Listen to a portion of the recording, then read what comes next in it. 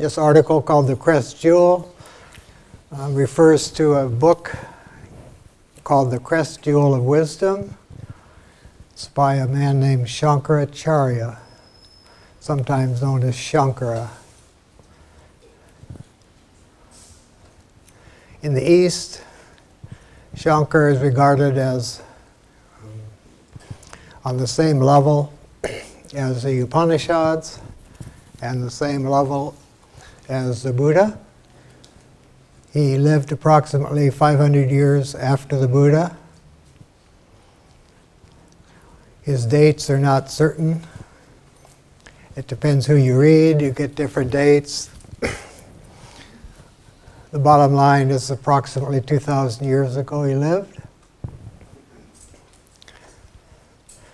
Without going into it, I'll just mention that there are a lot of stories, mythical or otherwise, concerning his birth, dreams, visions, nature's response.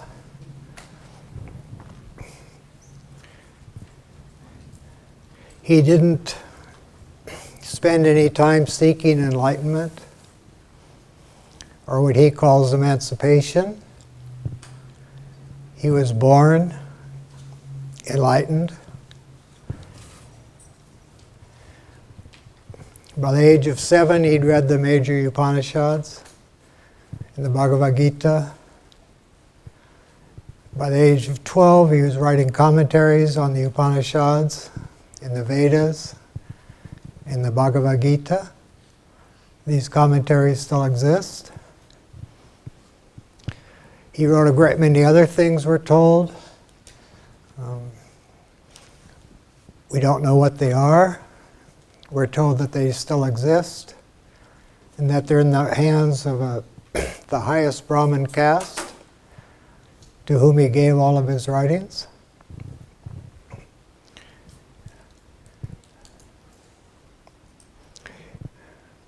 In addition to his philosophical, well-known writings, he also wrote catechisms and guides for people seeking to tread the path. He died at the age of 32,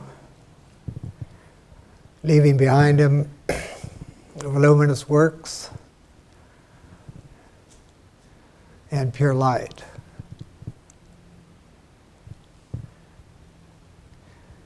He was aware that the Buddha had made the path accessible to everybody, and he was concerned that this accessibility might in time lose the light. So he took it upon himself to bring the light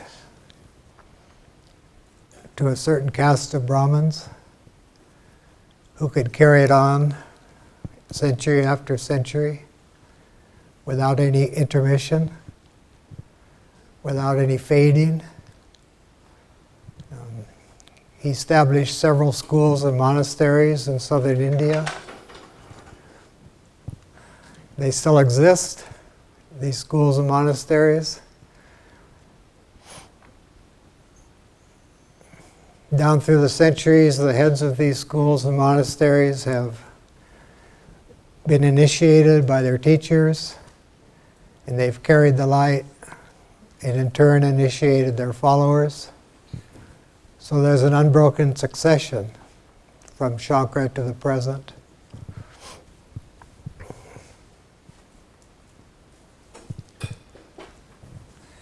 His teachings are very simple, and they're also gruelingly complex. The article entitled The Crest Jewel states, this kind of sets the stage, it states that Shankara was teaching disciples who had already overcome the delusion of a personal self, but were stuck in the illusion of an individual I. So if we don't grasp what he said, it shouldn't be surprising. Since we're all probably more or less trapped in a personal conception of who we are.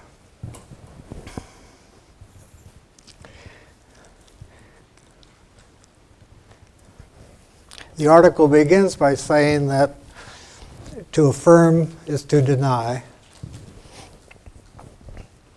It says we always do this, affirming and denying, but that our focus for doing so has become narrowed,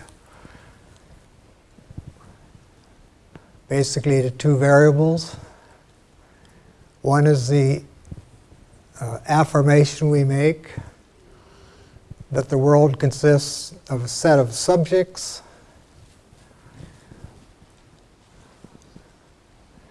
and that the world consists of a set of objects perceived by those subjects.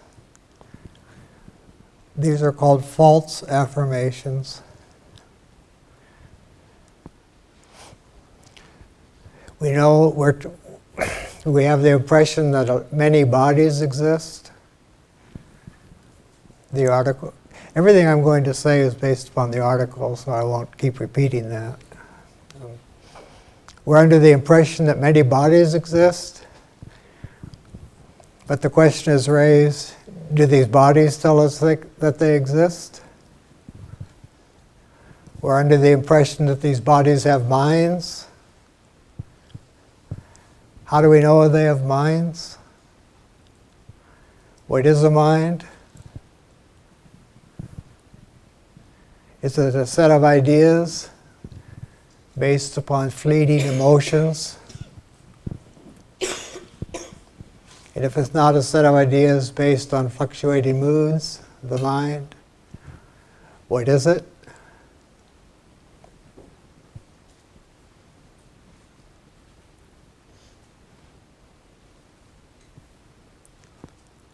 This is called the problem of other minds. We assume the bodies we meet have minds. We assume our own body has a mind, but we can't find it. We can only find its thoughts, its emotions, its experiences.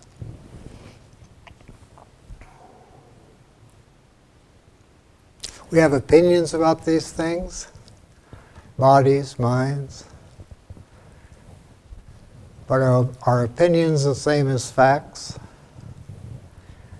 We have thoughts about these things, but are the thoughts we have anything like the thoughts of a Thoreau at Walden Pond or of an Emerson in his study? It said that these kinds of questions are very, very difficult to understand and to answer. It says that Shankaracharya speaks of the Crest Jewel, which can be thought of as located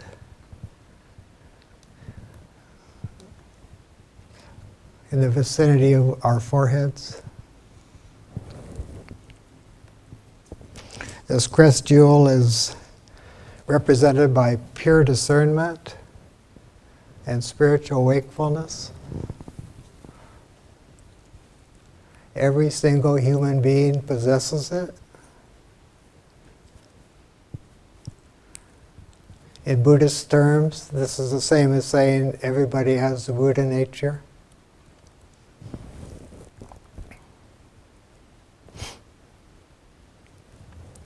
Shankara says that before we can benefit by this Crest Jewel that we all possess, and benefit by it in the three states of consciousness, waking, dreaming, and deep sleep, we have to recognize that at root, we've made a false identification.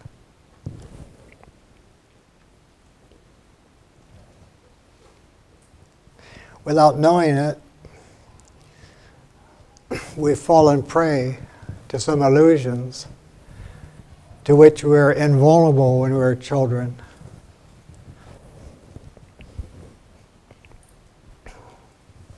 Before we learn to walk, before we learn to identify with the body, stumbling as it learned to walk, before we learn to speak, mimicking the sounds grown-ups told us had something to do with objects of perception. So without knowing it, we fell into a stupor, and we started perceiving the world in terms of solid objects, apparently. And we started thinking of ourselves as a body in space and time. And we did this without knowing it. So now when we think of ourselves, most of us, maybe all of us, we think of ourselves as a body in space and time. And therefore we think of others as bodies in space and time.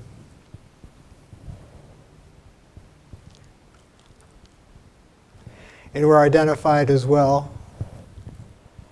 Well, let's say here, H.P. Blavatsky refers to something called the I-making faculty, capital letter I, the I-making faculty. We all have this in virtue of being human beings, self-conscious. What we've done without knowing it is we've attached this I, due to our I-making faculty, we've attached this I to a body. So we think we're this body. We think it was born. We know it's living at the moment. We're afraid of its dying, which it will. But we've also identified ourselves, or I, with a certain set of concepts, a certain set of memories, a certain set of thoughts, a certain set of emotions. And all of this seems common sense to us. It seems real. But according to Shankara, it's not real.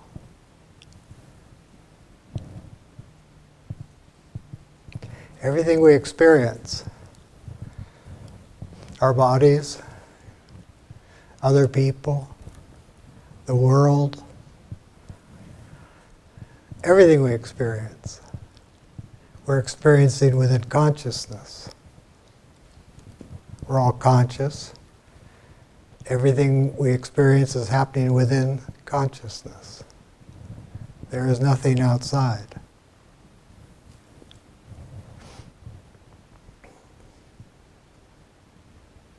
There is no outside.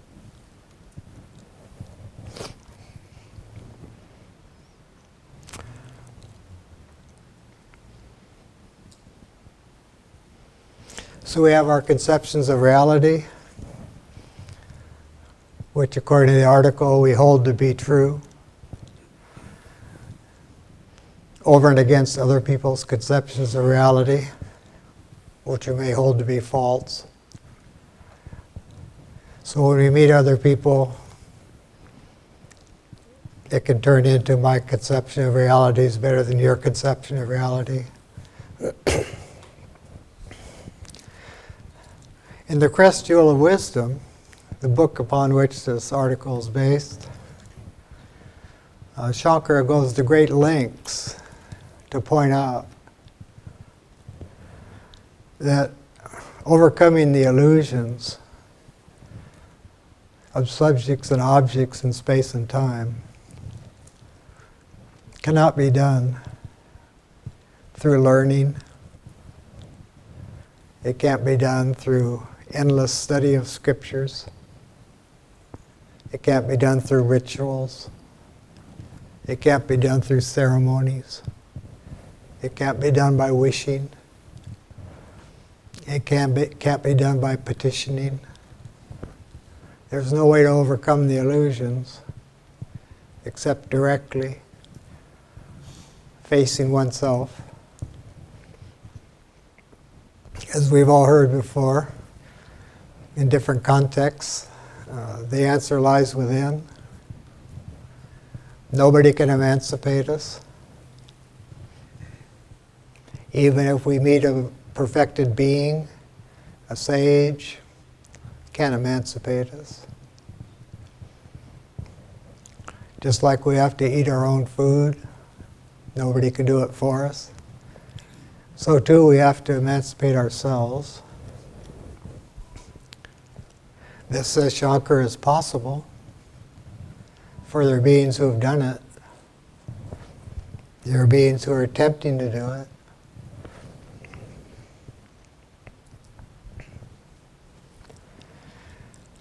What's the root of the illusions?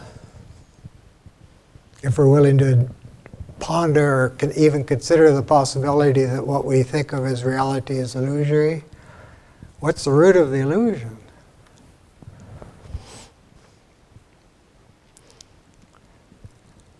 Shankara says that the Crest Jewel,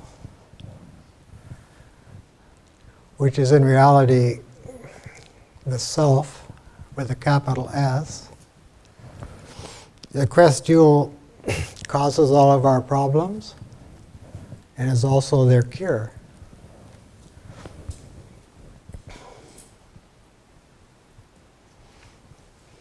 It represents, the Crest Jewel, the affirmation that two habitual negatives make a positive. What are the two habitual negatives? There's a false negation, which involves the idea of reality that we attach to supposedly separate subjects making choices and actions, the result of which is called glamour. And the glamour, which is Shankara's word, is a shadow play of what we call life. And this is based upon the false negation.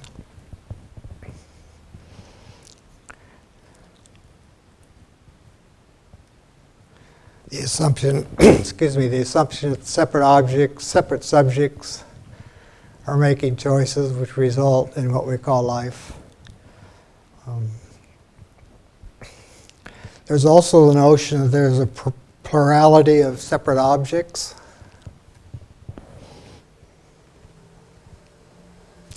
And this constitutes a false negation of the homogeneous nature of reality, which is partless, formless, homogeneous. So what we're doing, if, as Shankara teaches, reality is homogeneous, partless, beginningless, endless, light-filled, compassionate, wise. When we live in a world of subjects and objects, we're superimposing. Shankara uses the word superimposition. We're superimposing upon that which has no parts. We're superimposing upon that subjects, individual subjects, and individual objects, neither of which have any inherent reality, both of which are subject to constant flux.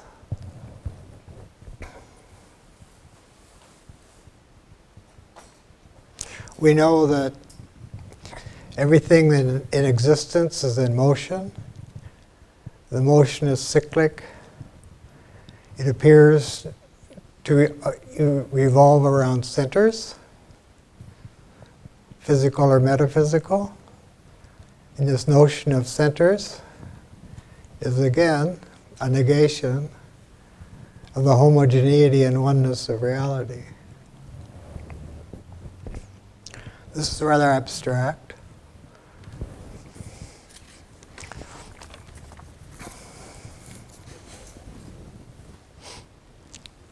He begins his text, the Crest Jewel of Wisdom, by saying there are three things extremely difficult to attain. The first is birth in human form. Now, we're not in a position, or certainly I'm not, to explain why this is difficult to obtain. But Shankara says birth in human form is extremely difficult to obtain. It's so difficult to obtain that if a person senses the reality of that difficulty, they would be extremely grateful to possess a human form.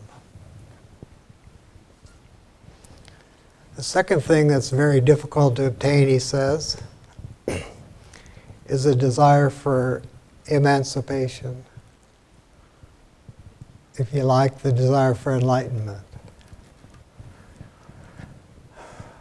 Metaphorically, the desire to rise above the ocean of sorrows, of sufferings, of old age, decrepitude, death, rebirth.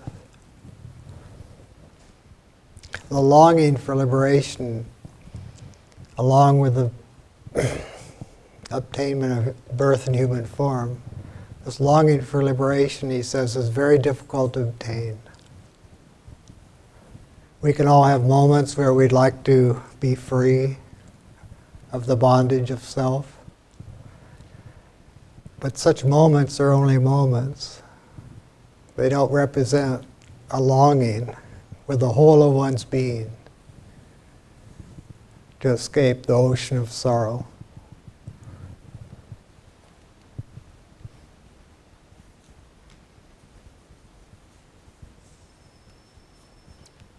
The reason that longing is difficult to obtain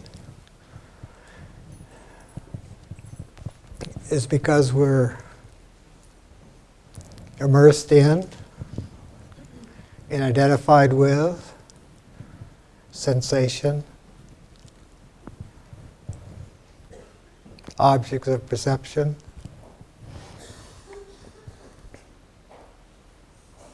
the world. If I'm completely involved in the world, in all of its apparent delights, if I'm involved with name and form and caste and race and jobs, nations, if my mind is on such things most of the time, it's going to be very difficult for me to long for liberation. It's almost like a fantasy. The third thing he says is very difficult to obtain, and these are in the first few paragraphs of the Crest Jewel of Wisdom. The third thing very, very difficult to obtain, he says, is access to sages or Mahatmas, real teachers, whether on this plane or inwardly. He says without the longing for liberation, there could be no access to real teachers. And without the longing for emancipation and the access to real teachers, if those two things are not occurring, especially the longing for emancipation, then Shankara says the birth into the human form has been wasted.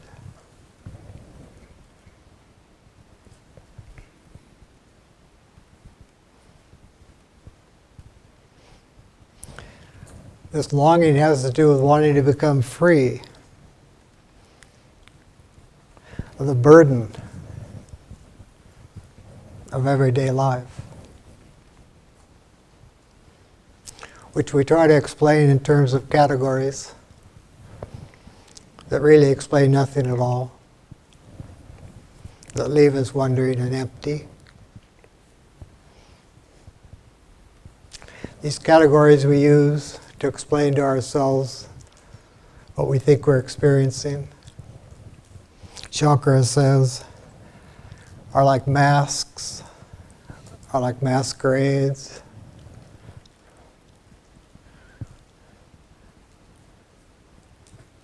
Engaging in pantomimes, which we mistake for real life.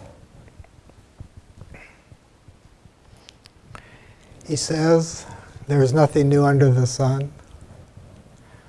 It's the same old story. It's been going on for endless time. It didn't begin with man thinking. It began when men stopped thinking. As a result of this, the article says, a vast rigmarole occurred, which human beings write down and call recorded history.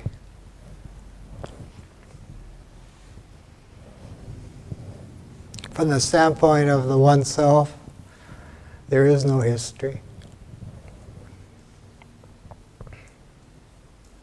The article says that history in recent centuries has been a necessary negation of the absurdities, errors, and illusions of previous centuries. It says when so many wills are blunted and hearts hurt and human beings lamed and crippled by these absurdities and errors of the past. When this happens, we know that springtime is near. The golden age is next door. We realize what we might always have known, that there are children in this world, that other people exist, that while 10 men are gloomy, there are 100 who aren't.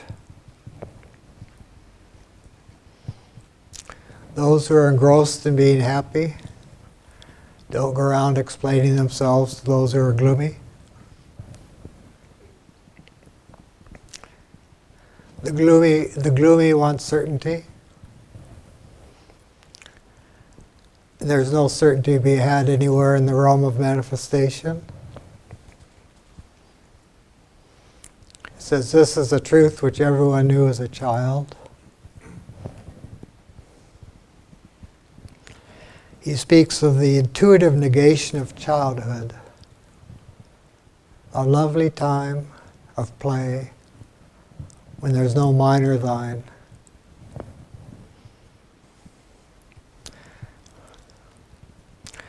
Then comes a cruel affirmation of adolescence, which is relatively ugly to others and often to oneself. Then comes the prolonged adolescence, which Eric Fromm calls adolescent omnipotence. The prolonged adolescence of those who are petrified, says the article, to assume minimal responsibilities.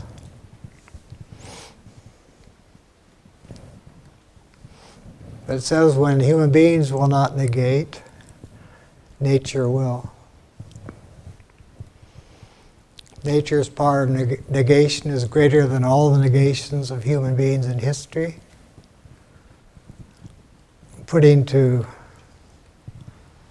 making very small the negations of any individual human being. Against all this, the article says, we have the supreme negation of Shankaracharya.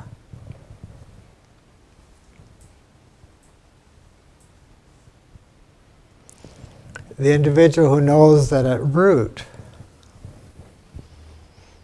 is a persisting illusion of separateness. It says is vaster than the universe. Such an individual who knows at root is a persisting impression of separateness. Such an individual can dissolve the universe, it says, by breaking down all the mental constructions in the imagination.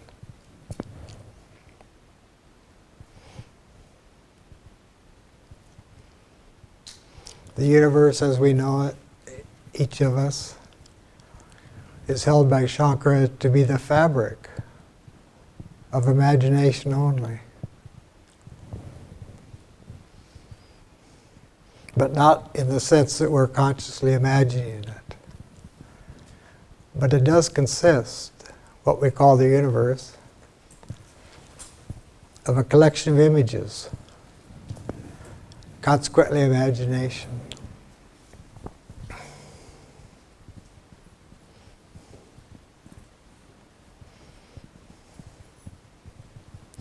Anyone who starts noticing this, thinking about it deeply, has begun to wake up.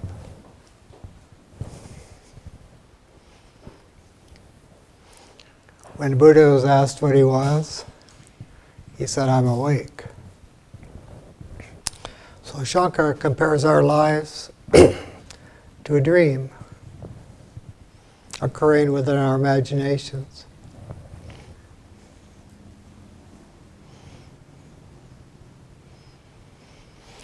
It says that there are people who will not voluntarily wake up because they've spent lifetimes being asleep, and they don't want to wake up because they don't want to settle their accounts.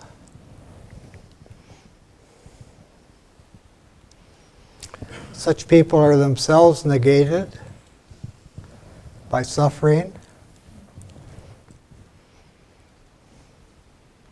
which comes as healing compassion.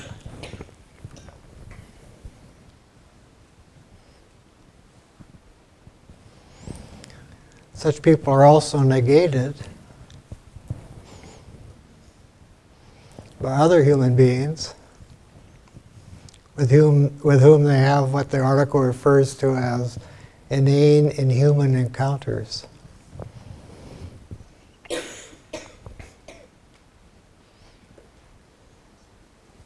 The religion of responsibility and the science of spirituality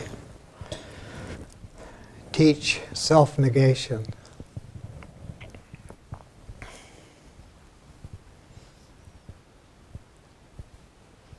It says that the invisible sun, the crown jewel, the Atman,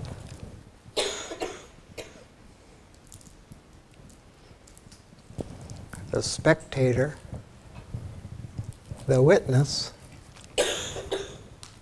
is in each one of us, and ceaselessly radiates energy on behalf of all. The idea of longing for emancipation by Shankara is tied into the idea of longing for it so that one can be of more help to the teachers and other human beings.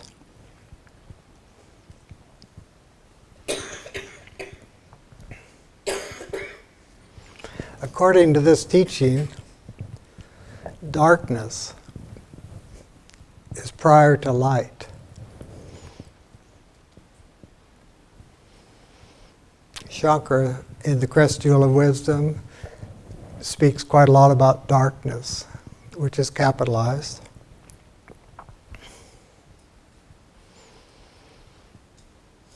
This darkness is characterized as glamour, which is worldly consciousness, and is characterized as unwisdom. This darkness, which gives rise to a world of glamour,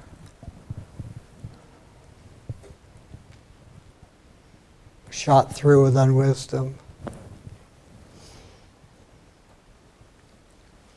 It says is beginningless. There's no beginning to darkness.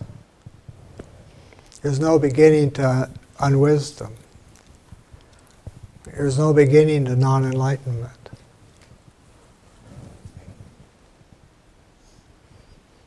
It permeates everything. Some traditions call this unwisdom Mahamaya. Maya meaning roughly illusion, Maha meaning great, the great illusion. Shankara says that darkness,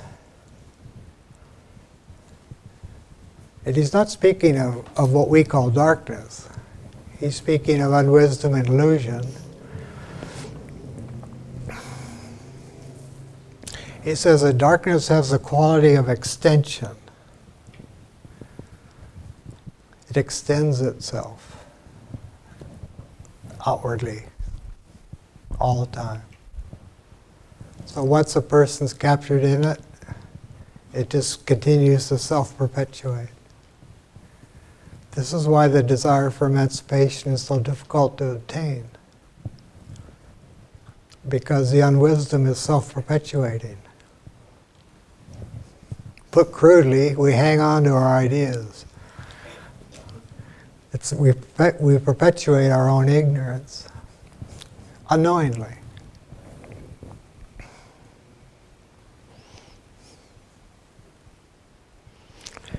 This is also called, this darkness, chaos by the ancient Greeks. It's a much more profound concept than what's currently known as chaos theory. But it says without this primordial chaos, there could be no cosmos. There could be no universe.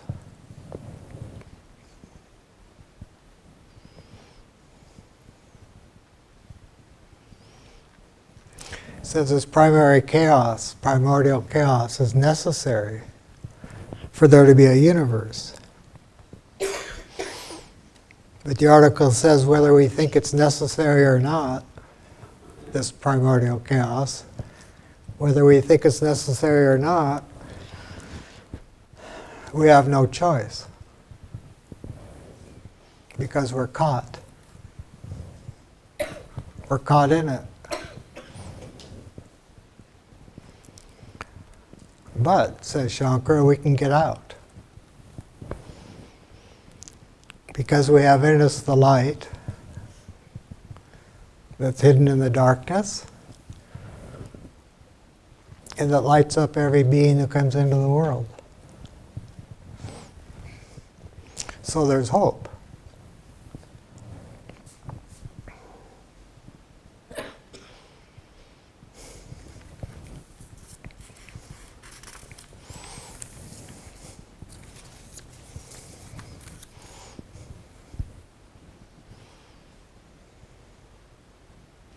I'm going to read a section from Shankara. It's toward the beginning of the Crest Jewel.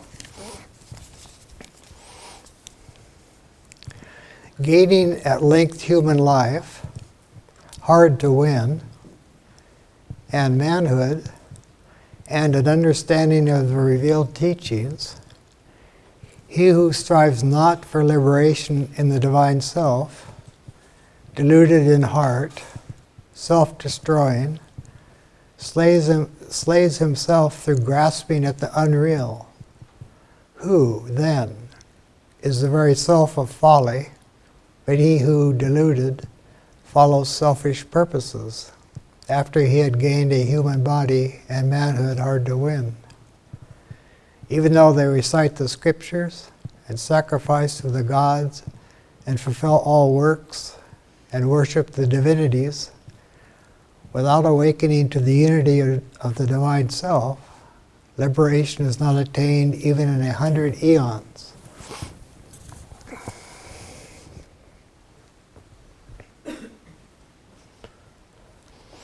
It says that from the standpoint of the sage, the innumerable ways in which human beings are caught up in Maya has very little interest. It says the sage can recognize anybody who is awake, even behind a semi-sleepy presentation. So we might meet someone who's awake who appears to be slumbering through life. It says those who really want to emerge from behind the false personal mask. And the word personality and the word person comes from the Greek word persona, which translates as mask. So those who want to emerge from behind this false personal mask will receive what they deserve in exact mathematical proportion. So this is the truth about consciousness on all planes.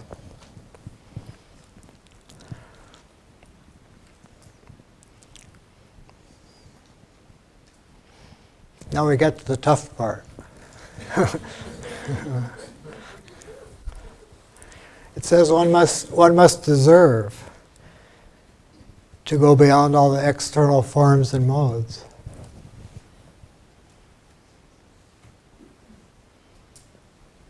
To awaken to the soundless sound behind all the vibrations of the universe. To light up in the lower mind a self-conscious reflection of the Crest Jewel. This has to be deserved, he says. Albert Einstein said there are no hitching posts in the universe. There's nowhere to hang our hats. There are no boundaries, except conventional ones, assigned by human beings who happen to think they occupy a fixed point in space and time. Whereas space is curved and time is relative.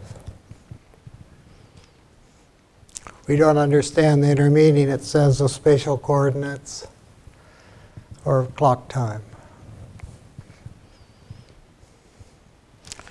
Although there are no hitching posts, there are hitching points.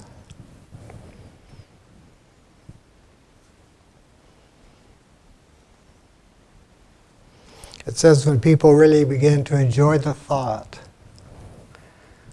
that at any point in space-time, liberation can occur, they can begin to remember what they've forgotten. Enjoying the thought that at any point in space-time, the self can be revealed.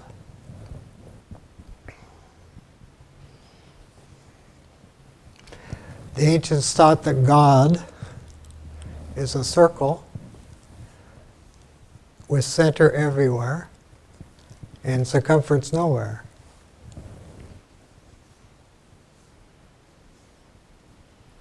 Some people think about that idea deeply over time. A circle with center everywhere, circumference nowhere. Human beings, it says, can, through abstract meditation, find a center within themselves that's motionless, joyous consciousness.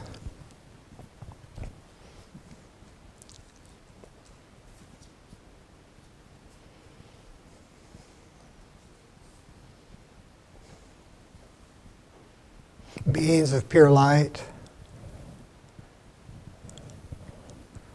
do nothing,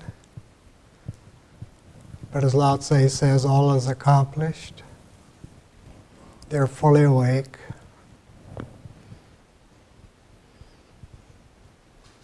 Part and parcel of the self-fall.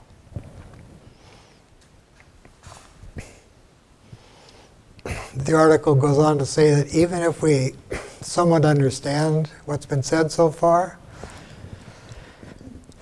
it's still very difficult to light the lamp of discernment. Discernment. It says the moment we think, let me do this, let me be that, we're creating karma which will imprison us.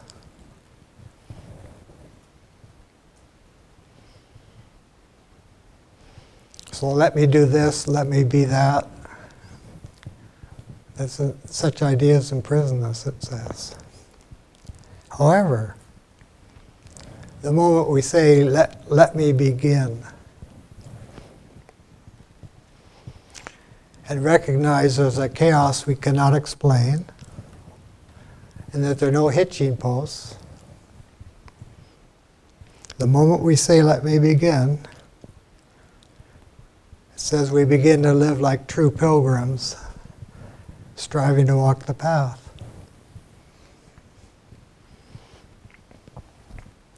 The path leads to, metaphorically, glorious summits of nirvanic light, which can be glimpsed at the very beginning. It can be glimpsed in valleys. It can be glimpsed in mountains climbed.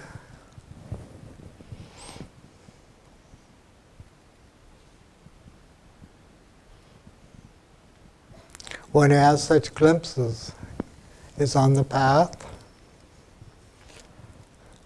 and aware of all the many pitfalls along the way, each of which is an opportunity to transcend. So the only hooking points are found within.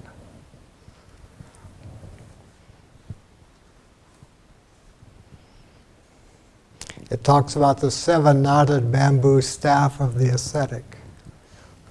7 knots.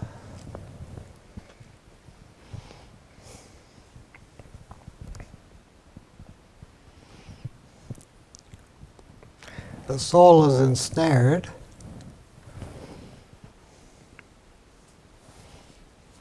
through the power of misidentification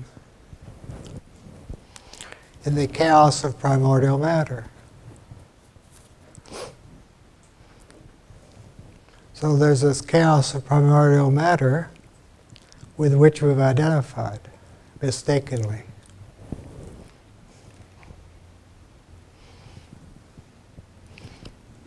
It says if we enjoy narcissistically the illusions of the ever-changing reflective self, we forget the power of discernment. The reflective self and its illusions is the mind as we normally think of it. And if we're enjoying narcissistically the reflections in this mind, which make up what we call the world, then we lose discernment. And he compares divine discernment to Sleeping Beauty in the castle. Children's stories are full of wisdom. So we have Sleeping Beauty in the castle. And she can only be awakened by Prince Charming, who is the higher mind.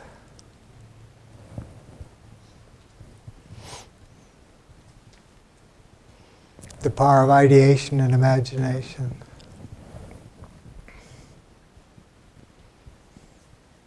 It says real thinking has a self-sustaining quality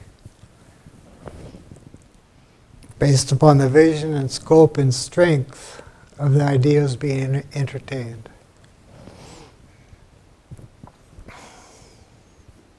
Mental food for thought. Lewis Carroll wrote an essay called Feeding the Mind. So we need to feed the mind with ideas that transcend it.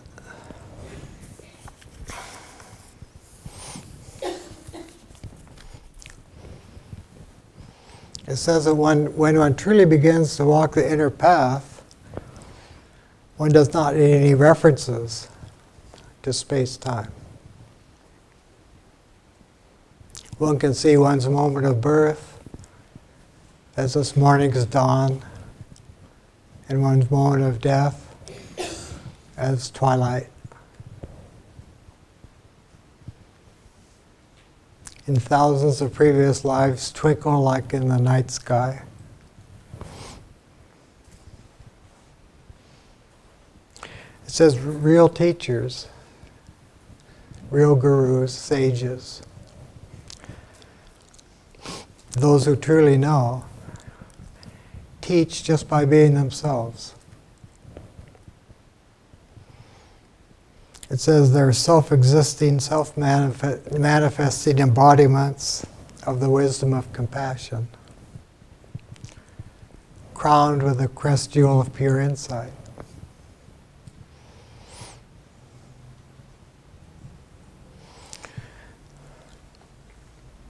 As we mentioned, Shankara spoke these teachings to people who are already free from the delusion of the personal I, but who are stuck in the illusion of an individual I. So even if I succeed in seeing through the dream of what I call my personal self, I still have a sense of individuality, not connected with a personality, or a body, or a world, but there's still a sense of self. It's this sense of self that Shankara is trying to help people overcome. Many people who consider themselves enlightened, it's because they've overcome the sense of personal I. But without knowing it, they're stuck, as Shankara says, in the individual I. What's wrong with this individual I that's transcended the personality and the body and the world? What's the problem? Why is that a problem? It's a problem because there is no individual I, according to Shankara. There's a self, capital S. It's one. It has no divisions. It has no eyes, capital I, has no eyes within it.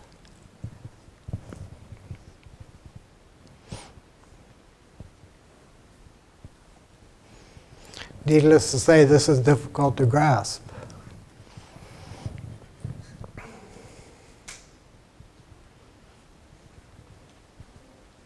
It says Shankara's teaching is not about the hereafter.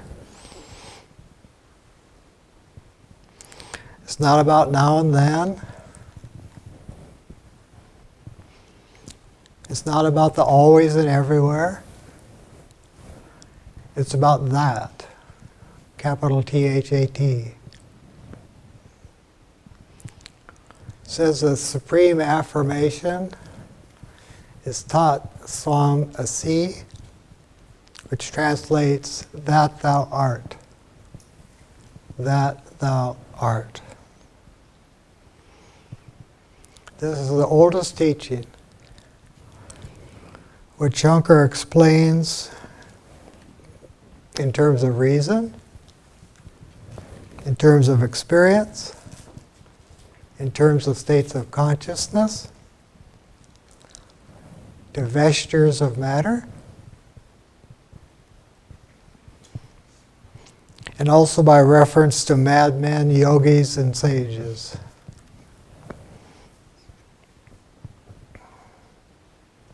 It says universal self-awareness is the potential of every single human being and their birthright. But no one can attain to it except by fulfilling the qualifications, embodying conditions that approximate the position of a true learner and the posture of a true disciple.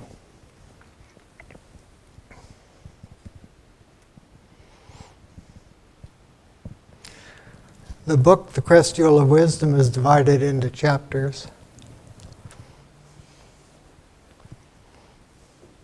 There's a chapter entitled Mind Images, in which he points out that we're trapped in a world of images. The images are in our mind. So we're trapped within our own minds. How do we get out?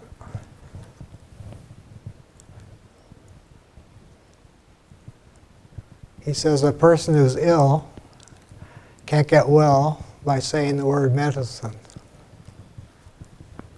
And a person who is trapped in illusion can't escape it by saying the word Atman. So what are we supposed to do? Well, Shankara says we have to develop discernment. What kind of discernment? Discerning the self from the not self. And this is something we can do all the time, or whenever we wish to. Just discerning the true from the illusory, the capital S self from the not self. What's the not self? The not self is the body. So a person could say to themselves, and one sage suggests saying this to oneself whenever possible. It's kind of more or less always possible.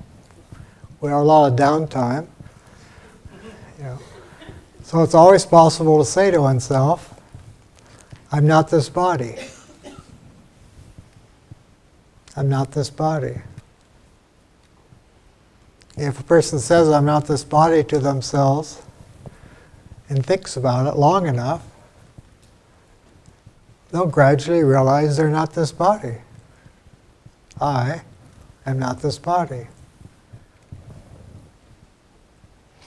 This is the beginning of correct discernment. One can also think, these things might sound silly, but they represent the way out. One could also think, I'm not this mind. I'm not these thoughts. I'm not these memories. I'm not these anticipations. One can think that. And if one thinks it long enough and deeply enough and hard enough and often enough, one can actually realize that I'm not these thoughts, memories, anticipations. One can also say to oneself, I'm not these emotions. All these things appear to exist, but I'm not them.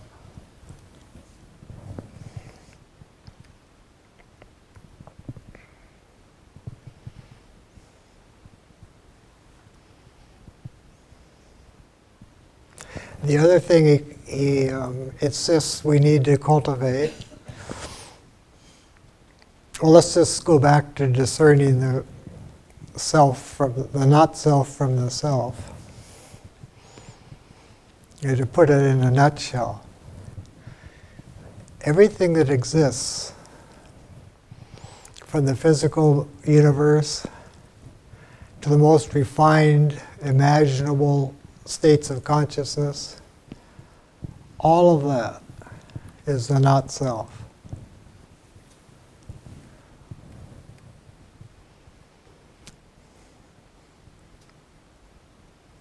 The other thing he recommends and insists we need to cultivate,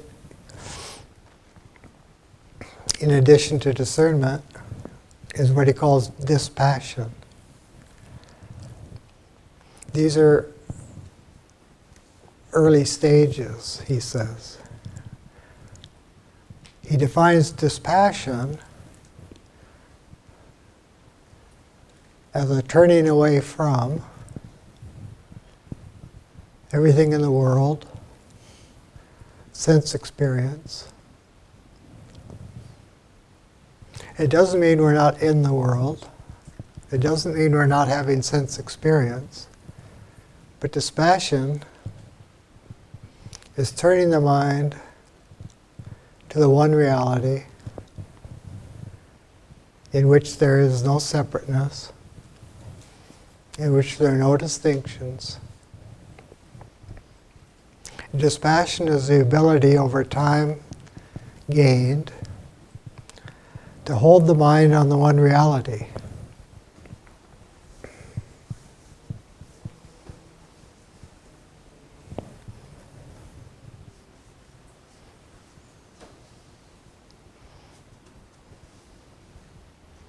In the waking state, we experience the world,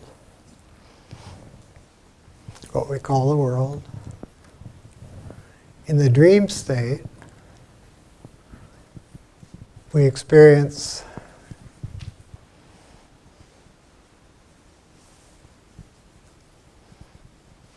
a dream about the world. And in deep sleep, we experience the self and not the world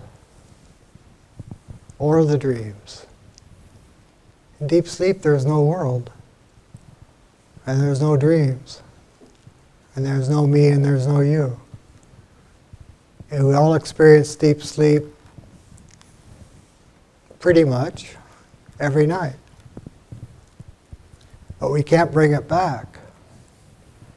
What we bring back is dreams, which we might remember, which are images in the mind. And we bring back this. Here I am again, another day.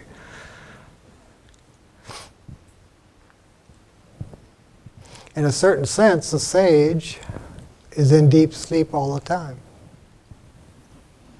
which is to say awake. What we call awake is sleep to a sage.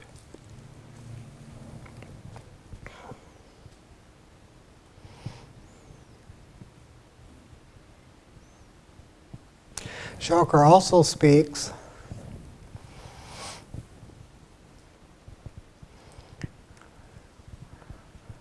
of disguises that the one homogeneous impartite self assumes.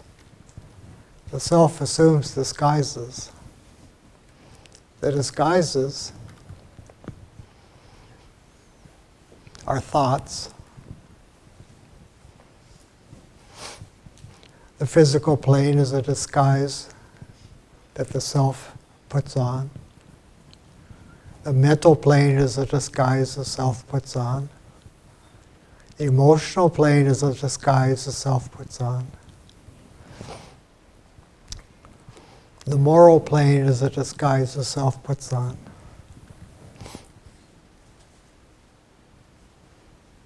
So we have to see through all these disguises. They're all within ourselves.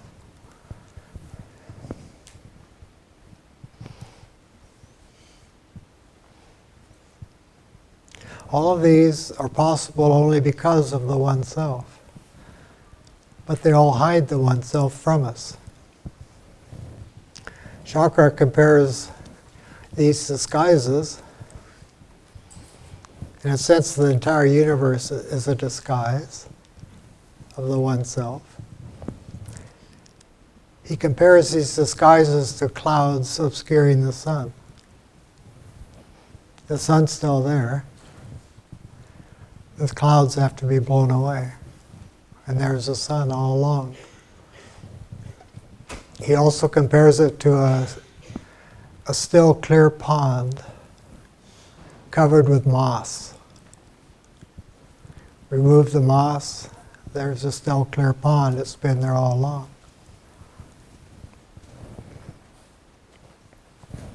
I want to mention a couple things here, if you don't mind.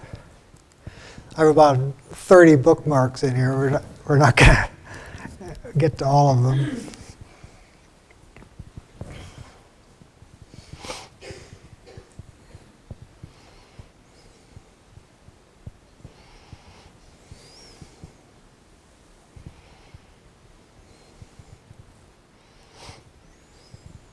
Just talking about, he also calls these disguises veils. Veils. He says the three lesser degrees of the self, capital S, are its representatives in the three manifested worlds: the spiritual world, the middle world, and the physical world. The middle world partakes of both the physical world and the spiritual world, says Shankara.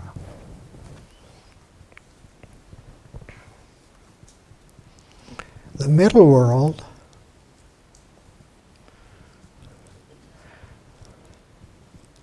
has as its primary characteristics the emotional self.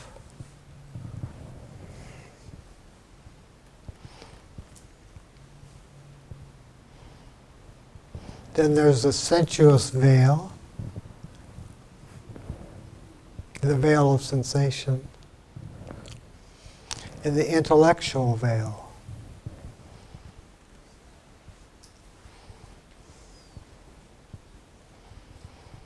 The intellectual veil we call mind.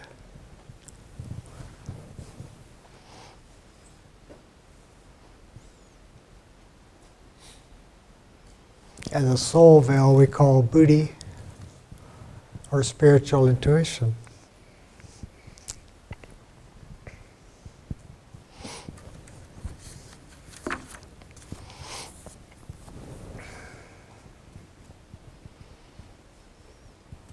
Then here's Shankara speaking. Perfect freedom, even in this life, is that a man should shake himself free from all limits of his disguises through the essence of reality, consciousness, and bliss, just as the grub becomes the bee. Crossing the ocean of glamour and slaying the monsters, passion and hate, the seeker for union, perfect in peace, grows luminous. Free from bondage to outward, unlasting pleasures, he returns to the joy of the self.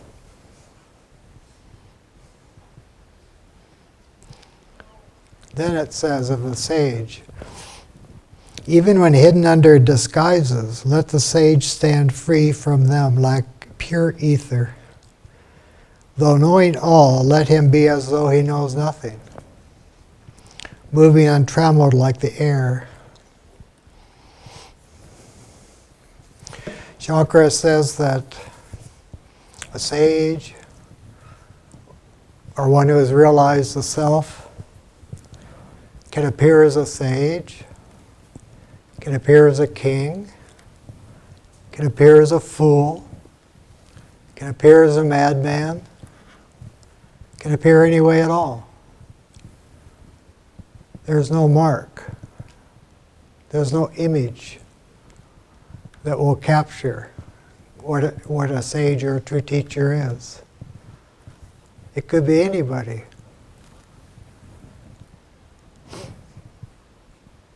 And true teachers, unless it's their duty to do otherwise,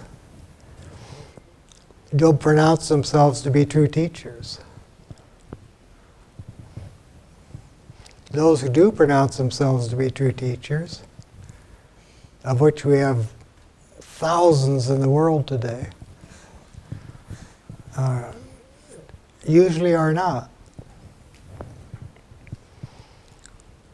But they may have escaped the personal I and mistaken the individual I for enlightenment. Because it is independent of change, the individual I.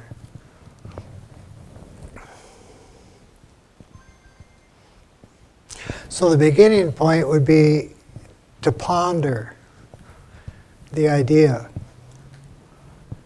that what I think of as myself and what I think of as reality is a set of ideas and images and consciousness.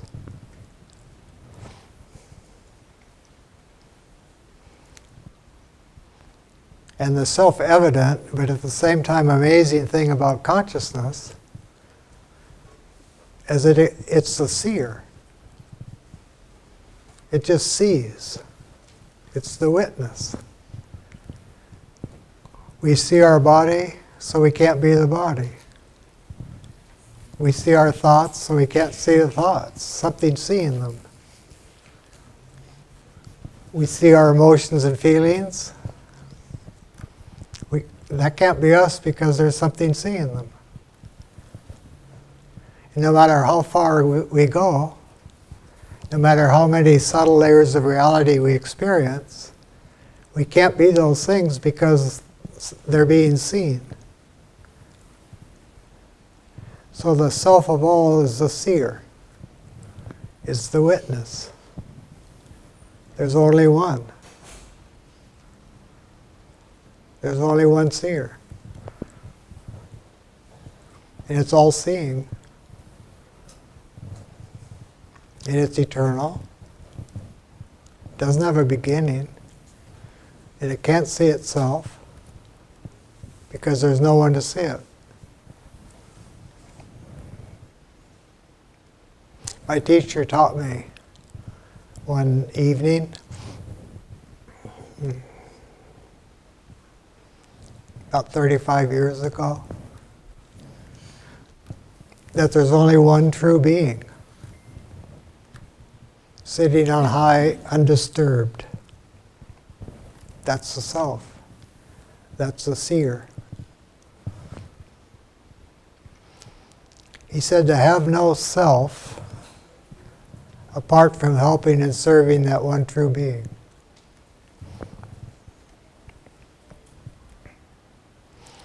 So insofar as we need to have a self, which we all do,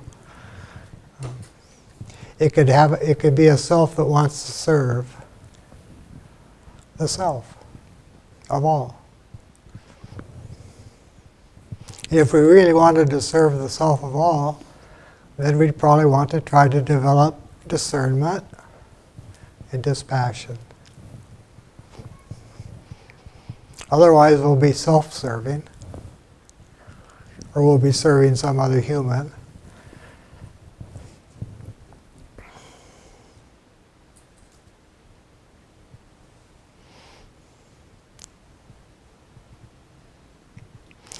Shankara says we all have access to the Crest Jewel. So he says to use it. Use the Crest Jewel. He says if you use it, you can make it sufficiently your own to recognize the two great lies, which are I and thou.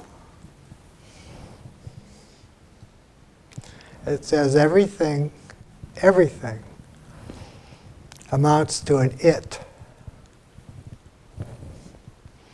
And it equals that, and that equals 0. And when a person realizes that that equals 0, their sphere becomes lit up. And they can see things from the standpoint of the self. And they can heal themselves and others through themselves by luminous thoughts and adamantine compassion.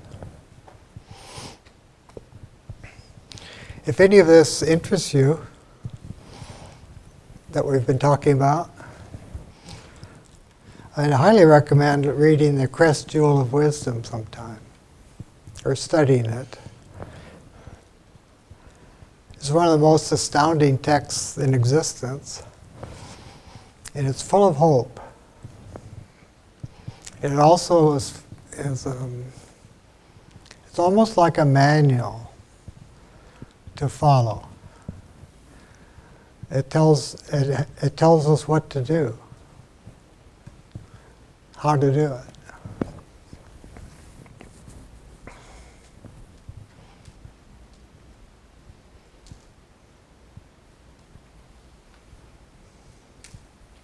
So I think that's it. Thank you very much.